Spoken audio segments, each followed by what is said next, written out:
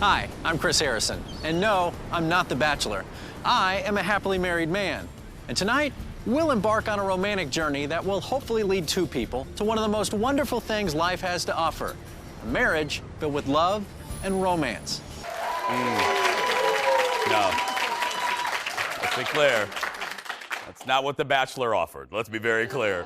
And that is how it all began. You are looking at the first season of The Bachelor, which aired on ABC back in March of 2002. Wow, have things changed. The first season just started streaming for the first time ever on the app called Tubi.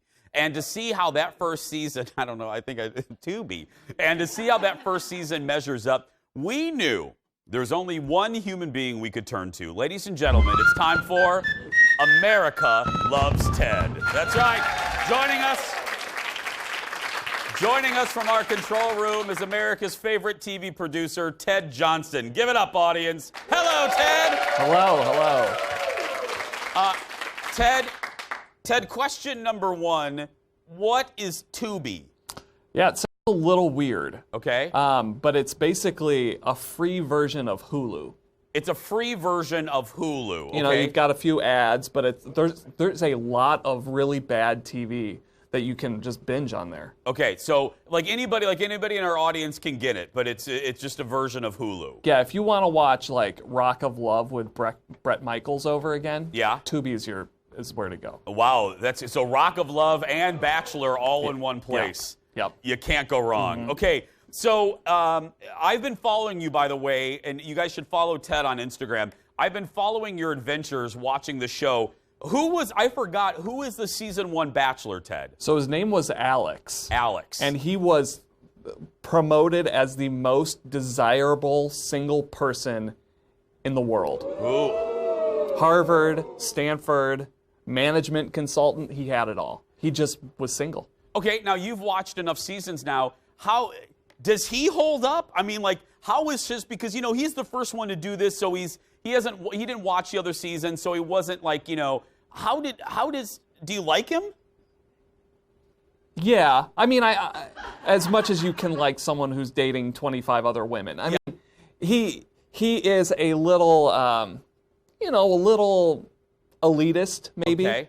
But, you know, the limos, they still happen at the, you know, that holds up. But they didn't have the shtick. You know, someone wouldn't be riding in on a horseback, you know, or wearing a weird costume. Yeah. But he, you know, for not knowing what this show was like, he was okay. He was pretty good, I thought. Yeah, and thank goodness. We noticed things like this. Good thing they fixed the lighting, right, Ted? My goodness. Mm-hmm.